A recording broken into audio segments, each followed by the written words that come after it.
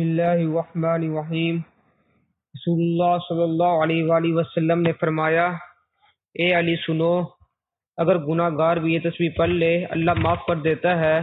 یہ تسبیح پہاڑ چیر دے، زمین ہلا دے، تمام گناہ بخشوانے والا وہی تسبیح جو نبیوں کو ملی، جو اللہ سے تمام گناہ بخشوا دے اور جنت تک لے جانے والی وہ تسبیح یہ ہے۔ حضرت علی کرم اللہ وجہ کریم سے روایت کرتے ہیں کہ رسول اللہ صلی اللہ علیہ وآلہ وسلم نے فرمایا، اے علی سنو، یہ تسبیح میری امت کے تمام لوگوں کے گناہ پر بھاری ہے۔ یہ وہ کلمات ہیں کہ اگر کوئی انسان زندگی بھر گناہوں میں ڈوبا ہو، بدکاری، نافرمانی، ظلم اور تاریکی میں لپٹا ہو اور ایک مرتبہ اس تسبیح کو سچے دل سے پڑھ لے تو اللہ تعالیٰ اس کے سارے گناہ معاف فرما دیتا ہے۔ اے علی سنو، یہ تسبیح پڑھنے والے پر موت کی سختی آسان کر دی جاتی ہے۔ اس کی روح کو حضرت اسرائیل علیہ السلام ایسی نرمی سے قبض کرتے ہیں جیسے ماں سوتے ہوئے بچے کو آغوش میں لے لیتی ہے۔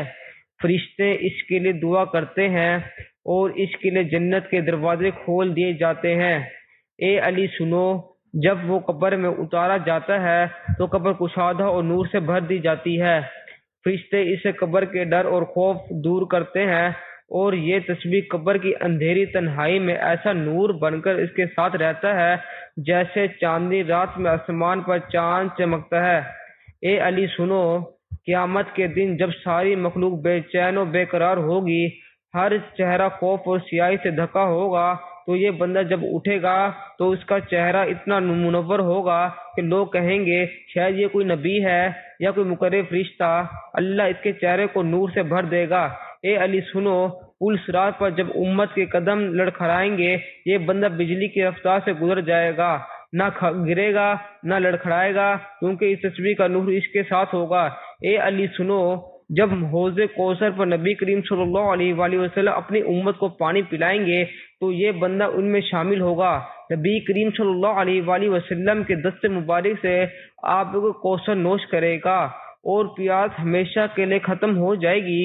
اے علی سنو، اس تسبیح کی برکت سے اس کے لیے جہنم کے تمام دروازے بند کر دیے جائیں گے اور جنت کے دروازے کھول دیے جائیں گے۔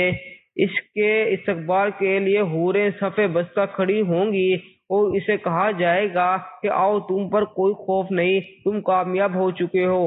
اے علی سنو، اگر یہ تسبیح پہاڑ پر پڑی جائے تو پہاڑ لرز اٹھے اور زمین پر پڑی جائے تو زمین پھٹ جائے اور اگر آگ پر پڑی جائے تو آگ بجھ جائے، کیونکہ اس تسبیح میں اللہ تعالیٰ کے وہ کلمات ہیں جس سے کائنات لرزتی ہے۔ اے علی سنو، اگر کسی کے دل میں قرآن حفظ کرنے کی تمنا ہو مگر یاد نہ ہو رہا ہو تو اس کے ماں باپ یہ تسبیح اللہ سے دعا کرے تو اللہ تعالیٰ اس کے لیے قرآن آسان کر دیتا ہے۔ اے علی سنو، اگر کوئی اولاد کی نعمت سے محروم ہو تو یہ تسبیح پڑھ کر اللہ کی حضور رو رو کر دعا کرے تو اللہ بانجھ کو بھی اولاد عطا کر دیتا ہے۔ اے علی سنو، اگر کوئی مصیبت میں پھنس جائے، چاہے وہ زمین کی تنگی ہو، آسمان کی بلندی ہو، قید ہو یا قرض ہو، بیماری ہو یا بے سکونی ہو، تو یہ تسبیح اس کے لیے نجات کا دروازہ بن جاتا ہے، کیونکہ یہ تسبیح اسم اعظم کے ان کلمات میں سے ہے جن کے سامنے مصیبتیں عاجز ہو جاتی ہیں۔ اے علی سنو، اگر کوئی اندھیرے میں گم ہو، رستہ بھٹک جائے تو یہ تسبیح اس کے دل کا چراغ بن جاتا ہے۔ اگر کوئی دشمنوں کے درمیان ہو تو اللہ اس کے لیے اس تسبیح کی برکت سے حفاظت کے لیے فرشتے مقرر کر دیتا ہے۔ وہ تسبیح یہ ہے۔ محترم ناظرین، حضرت امام حسین رضی اللہ تعالی عنہ مدینہ منورہ میں سجدے میں اللہ کے حضور دعا مانگ رہے تھے، کیونکہ دین میں محمدی صلی اللہ علیہ وآلہ وسلم پر رات کی گہری سیاہی چھانے والی تھی، اسی لیے کہ یزید بن معاویہ نے خلافت کا اعلان کیا اور اس اعلان میں جبر، ظلم اور ناحق طاقت تھی۔ یزید کا کردار شراب، گانے، ناچ، ظلم اور فاسق و فجور سے بھرا ہوا تھا اور حضرت امام حسین رضی اللہ تعالی عنہ نے بیعت سے انکار کر، کیونکہ ان کا نانا حضور صلی اللہ علیہ وآلہ وسلم کا دین اسی فسق و فجور شخص کے سپرد نہیں کیا جا سکتا۔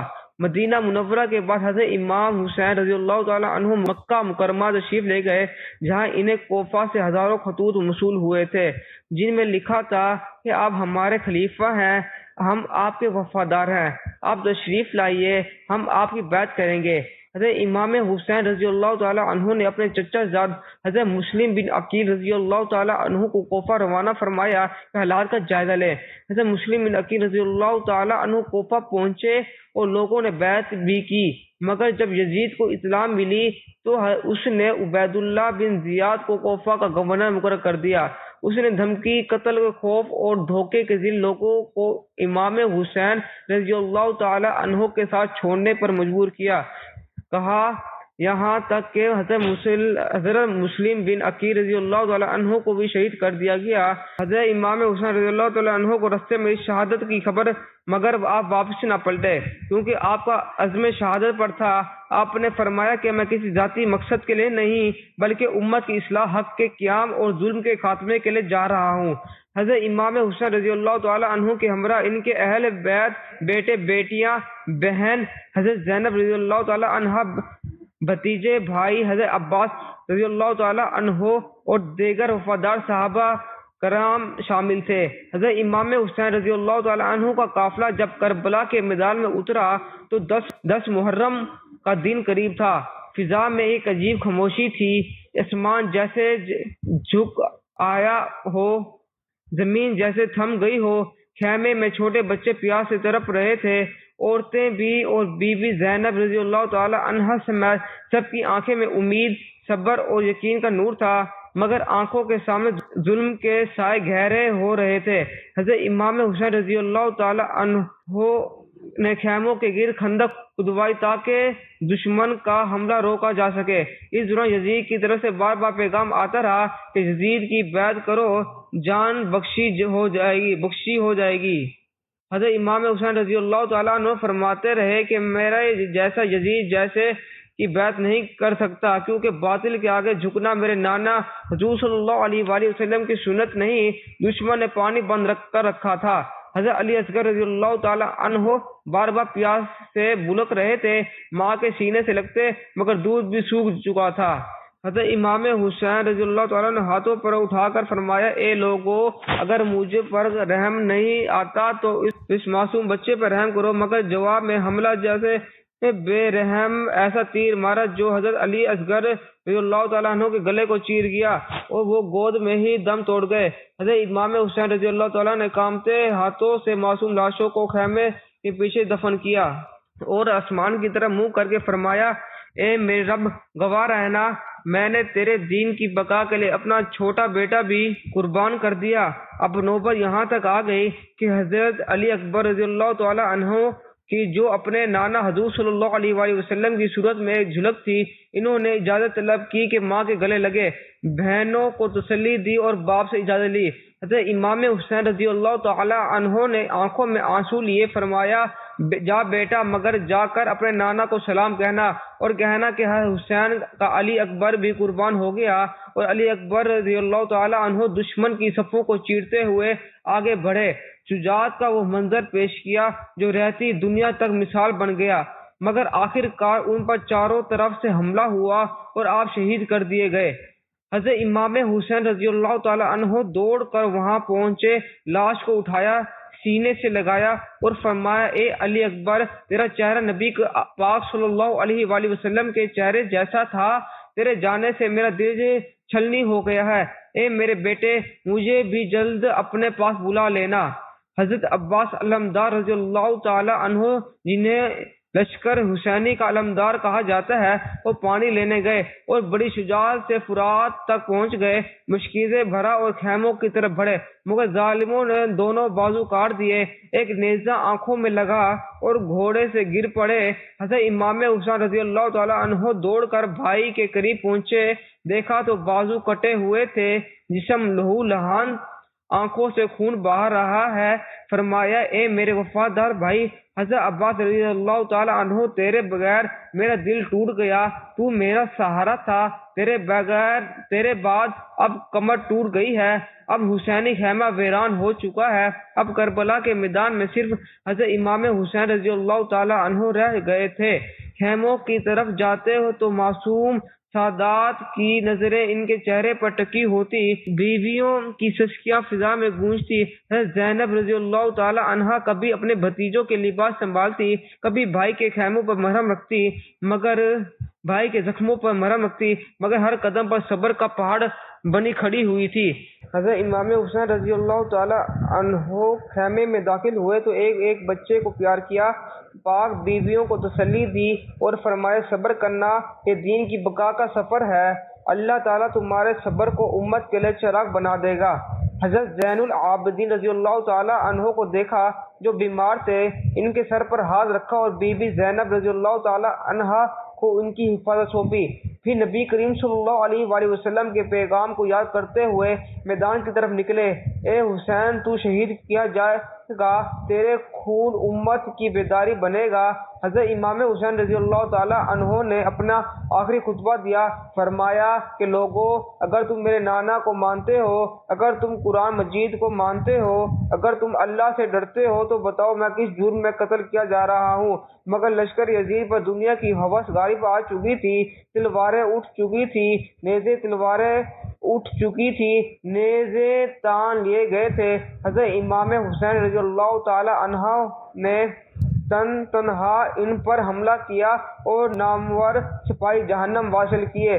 دشمن حیران تھا کہ تنہا یہ مرد حق کس قوت سے لڑ رہا ہے، مگر آخر وہ لمحہ آ گیا جب چاروں طرف سے حملہ کیا گیا۔ ایک ظالم نے پشت پر وار کیا، دوسرا نیزہ سینے پر اترا گیا، تیسرا آپ گھوڑے سے زمین پر آ گئے۔ حضرت امام حسین رضی اللہ تعالی عنہ نے سجدے میں سر رکھا اور فرمایا، اے اللہ، میں تیرا بندہ ہوں اور تیرے رسول صلی اللہ علیہ وآلہ وسلم کا نواسا ہوں، تیرے لیے اپنی جان قربان کرتا ہوں۔ تلوار چلانے والے شمر جیسے ظالم نے ان کا سر تن سے جدا کر دیا۔ اللہ اکبر! آسمان سیاہ ہو گیا، زمین لرز اٹھی، خیموں میں کوہرام مچ گیا۔ حضرت زینب رضی اللہ تعالی عنہا دوڑ کر لاش کی طرف آئی اور فرمایا، اے میری ماں جائے بھائی، اے رسول اللہ صلی اللہ علیہ وسلم کے لگتے جگر، اے زہرا کے جگر کے ٹکڑے، تو ہمیں چھوڑ کر چلا گیا، بیویوں کو قیدی بنا لیا گیا۔ حضرت امام زین العابدین رضی اللہ تعالیٰ عنہ کو ہتھکڑی پہنا کر بے دردی سے باندھ دیا گیا۔ کوفہ اور شام کے بازار میں آل رسول صلی اللہ علیہ وآلہ وسلم کو رسوا کیا گیا، مگر بی بی زینب رضی اللہ تعالی عنہا ہر جگہ خطبہ دیتی رہی اور ظالموں کے چہرے بے نقاب کرتی رہی۔ قافلہ اہل بیت جو ابھی کل تک مدینہ میں رسول اللہ صلی اللہ علیہ وآلہ وسلم کی خوشبو میں بسا ہوا تھا، آج کربلا کی صدموں کے بعد قید کی زنجیروں میں جکڑا ہوا کوفہ کی گلیوں میں داخل ہوا۔ بیویوں کے سروں سے چادریں چھین لی گئی تھی، ننگے سر بی بی زینب رضی اللہ تعالی عنہ صبر و عظمت کی علامت بن کر آگے بڑھ رہی تھی۔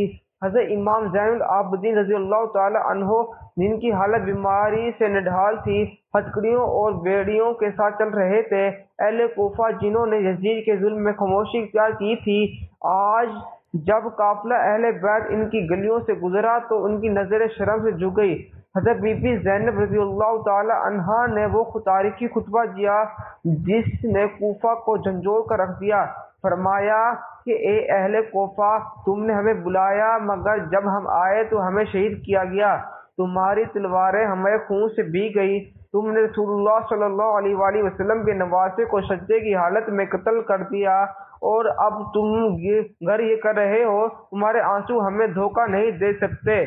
یہ وہی زینب تھی جس نے مدینہ کی گود میں آنکھ کھولی تھی، جو فاطمہ زہرا رضی اللہ تعالی عنہا کی تربیت یافتہ تھی، جو حضرت علی مرتضیٰ رضی اللہ تعالی عنہ کی بیٹی تھی، اور جس کا ہر قدم قرآن و سنت پر تھا۔ کوفہ سے قافلے آگے بڑھا اور شام کی طرف روانہ ہو گیا، یزید کے دربار میں پہنچایا گیا۔ وہاں بھی بی بی زینب رضی اللہ تعالی عنہا نے وہ ایمان افروز خطبہ دیا جو قیامت تک ظالموں کو آئینہ دکھاتا رہے گا۔ فرمایا کہ اے یزید، تو سمجھتا ہے کہ تو جیت گیا، تو نے ہمیں قتل کیا، ہمیں قید کیا، مگر یاد رکھ، ہم نے اپنے خون سے اسلام کو زندہ کیا تو ہماری لاشوں پر خوش ہو، مگر ہم نے اپنے نانا صلی اللہ علیہ وآلہ وسلم کی امت کو بیدار کر دیا۔ ہمارے قتل سے تو سمجھتا ہے دین مٹ گیا؟ نہیں، دین اب قیامت تک سر بلند رہے گا۔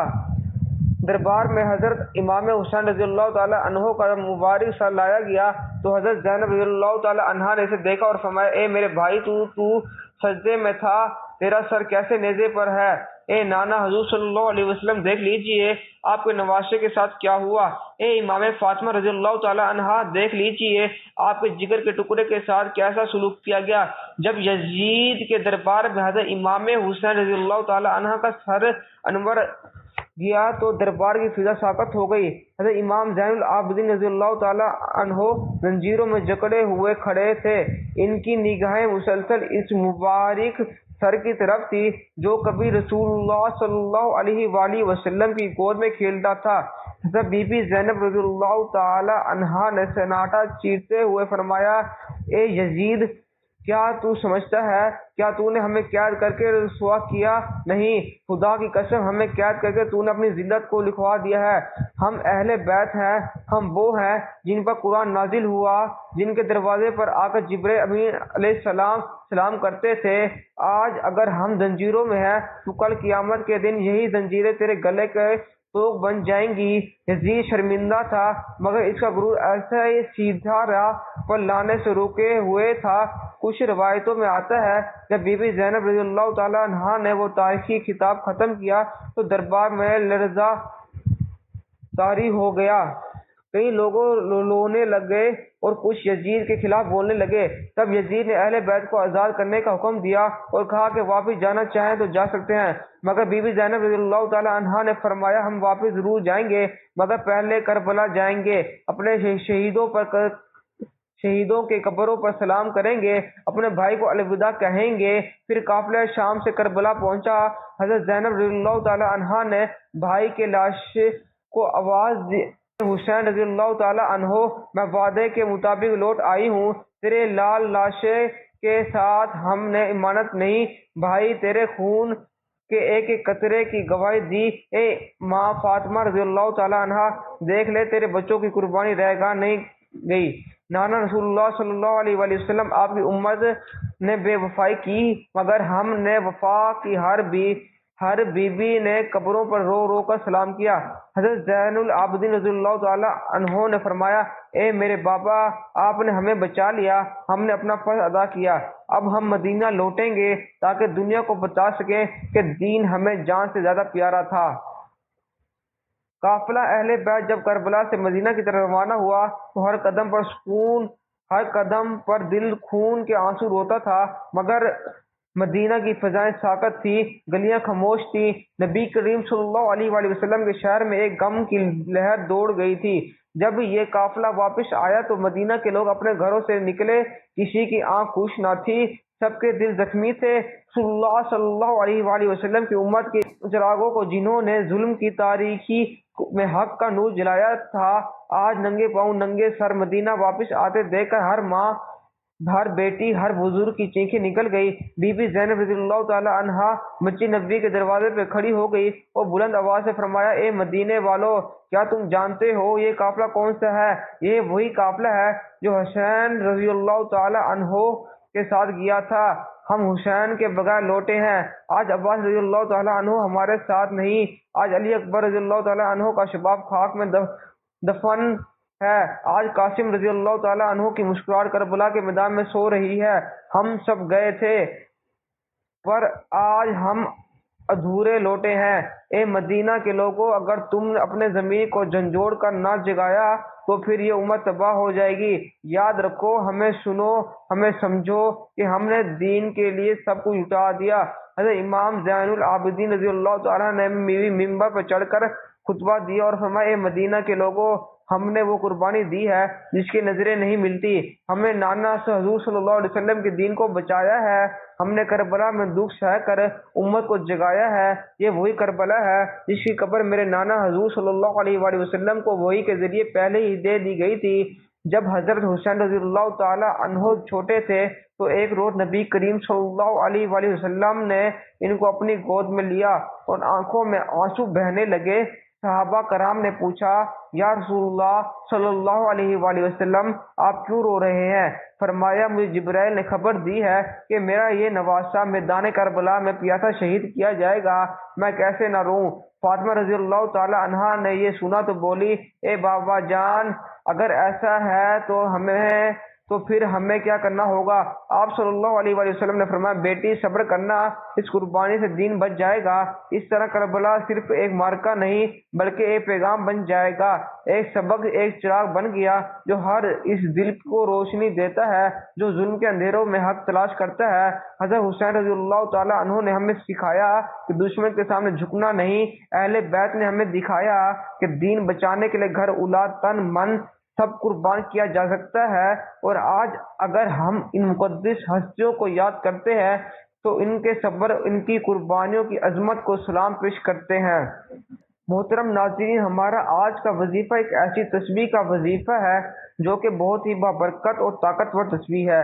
حضرت علی کرم اللہ وجہ الکریم روایت کرتے ہیں کہ رسول اللہ صلی اللہ علیہ وآلہ وسلم نے فرمایا، اے علی سنو، اگر گناہ گار بھی یہ تسبیح پڑھ لے اللہ معاف کر دیتا ہے۔ یہ تسبیح پہاڑ چیر دے، زمین ہلا دے، تمام گناہ بخشوانے والا۔ یہ وہی تسبیح جو نبیوں کو ملی، جو اللہ سے تمام گناہ بخشوا دے، جنت تک لے جانے والی وہ لا الہ الا اللہ الحی القیوم، بحوالہ حدیث جامع ترمذی، حدیث نمبر 3470۔ محترم ناظرین، آپ نے سب سے پہلے حضور پاک صلی اللہ علیہ وآلہ وسلم کی ذات اقدس پر درود پاک کا نذرانہ پیش کرنا ہے۔ درود پاک آپ کوئی سا بھی پڑھ سکتے ہیں، ایک بار ثواب کی نیت سے میرے ساتھ بھی پڑھ لیں۔ اللہم صلی علی محمد وعلی آل محمد کما صلیت علی ابراہیم وعلی آل ابراہیم انک حمید مجید۔ اللہم بارک علی محمد وعلی آل محمد کما بارکت علی ابراہیم وعلی آل ابراہیم انک حمید مجید۔ درود پاک پڑھنے کے بعد آپ نے ایک تسبیح لا الہ الا هو الحی القیوم کی پڑھنی ہے۔ یہ تسبیح آپ کے ہاتھوں کی انگلیوں پر بھی گن کر پڑھ سکتے ہیں، اور اگر آپ کے پاس تسبیح موجود ہے تو بھی پڑھ سکتے ہیں۔ یہ تسبیح آپ دن میں بھی کسی بھی وقت پڑھ سکتے ہیں، جب آپ کو جہاں جیسے وقت ملے آپ پڑھ لینا۔ وقت کی کوئی قید ہے اور نہ ہی دن کی اور نہ ہی جگہ کی کوئی پابندی ہے۔ یہ وہ تسبیح ہے جس کے بارے میں حضور پاک صلی اللہ علیہ وآلہ وسلم کا فرمان ہے، اگر کوئی گناہ گار بھی یہ تسبیح پڑھ لے اللہ تعالیٰ اس کے گناہ معاف فرما دیتے ہیں۔ یہ وہ تسبیح ہے جو پہاڑ کو چیر دے، زمین ہلا دے، تمام گناہ بخشوانے والی ہے۔ یہ تسبیح پڑھنے والا جنت میں جائے گا، اور یہ وہ تسبیح ہے جو نبیوں کو ملی۔ اس تسبیح کی بہت زیادہ فضیلت ہے۔ اسے آپ نے ایک تسبیح یہ بھی پڑھنی ہے، اور اس کے بعد آپ نے ایک تسبیح تیسرا کلمہ سبحان اللہ والحمد للہ ولا الہ الا اللہ واللہ اکبر ولا حول ولا قوت الا باللہ العلی العظیم کی پڑھنی ہے، اور آخر میں پھر آپ نے درود پاک پڑھنا ہے۔ درود پاک پڑھنے کے بعد آپ نے ہاتھ اٹھا کر اللہ کی بارگاہ سے اپنے گناہوں کی بخشش مانگنی ہے۔ اس تسبیح کی برکت سے آپ تمام گناہ معاف ہو جائیں گے انشاءاللہ، آپ کے تمام گناہ معاف ہو جائیں گے انشاءاللہ۔ آخر میں میرے اللہ سے دعا ہے کہ اللہ تعالیٰ میرا سنانا، آپ کا سننا اپنے پاک بارگاہ الہی میں قبول و منظور فرمائے، جو مانگا مقدر فرمائے، جو نہیں مانگ سکے بن مانگے عطا فرمائے۔ اللہ تعالیٰ نیکی کی بات کو سننے، سمجھنے اور اس پر عمل کرنے کی طاقت و توفیق فرمائے۔ یا اللہ ہمیں صبر حسین عطا فرما، ہمیں وفائے عباس عطا فرما، ہمیں غیرت علی اکبر عطا فرما، ہماری بیٹیوں میں پاکیزگی زینب رضی اللہ تعالی عنہا جیسی عطا فرما، ہمارے دلوں میں دین کی محبت پیدا فرما، ہمیں دین پر مر مٹنے کی توفیق عطا فرما، اور ہمیں قیامت کے دن ان پاک ہستیوں کی زیارت نصیب فرما۔ آمین یا رب العالمین۔ جزاک اللہ۔